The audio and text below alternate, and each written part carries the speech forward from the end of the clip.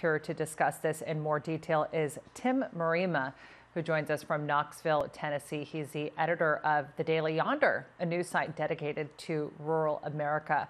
Tim, great to have you on. Technology and the internet plays a big role in what analysts are calling the digital gap. What impact does that have on students in rural communities?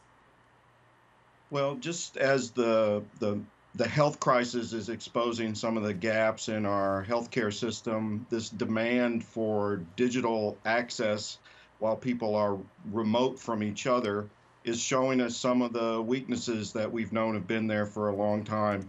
Rural areas have less access, there's less infrastructure, and then also the adoption, whether you subscribe to the service and can afford it, is an issue too.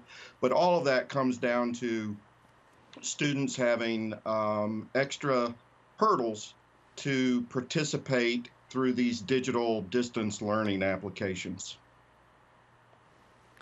And how is that problem compounded by the fact that their parents can't work from home either? Well, there are several issues that interplay, and this is true for a lot of rural issues, that one kind of compounds the other.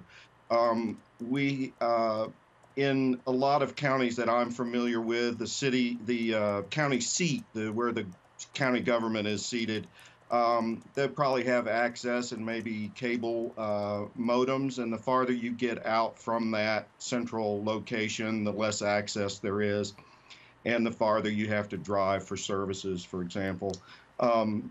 The jobs in rural areas, broadly defined, would tend to be ones that might have more difficulty working from home.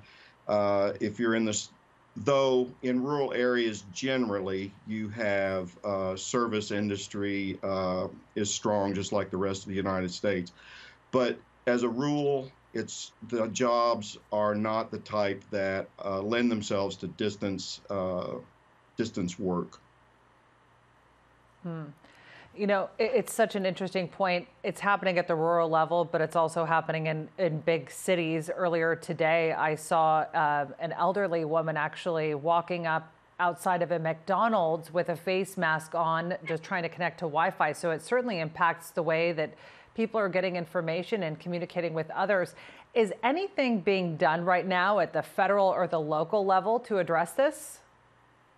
Well, the McDonald's parking lots are filling up, I'm sure. That's a very common story of people driving into town and cadging their Wi-Fi off of the McDonald's. I do know of rural telephone cooperatives that have set up Wi-Fi hotspots out in the county for students to not have to drive so far to get to.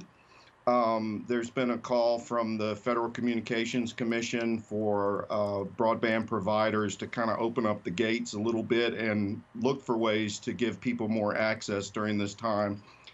The ones I'm familiar with are these local efforts of a small telecommunications company to put hotspots out in the county. I'm not sure how effective that is at a national scale, but I do know in the communities where it's being tried that that's appreciated, and I'm sure it will be used.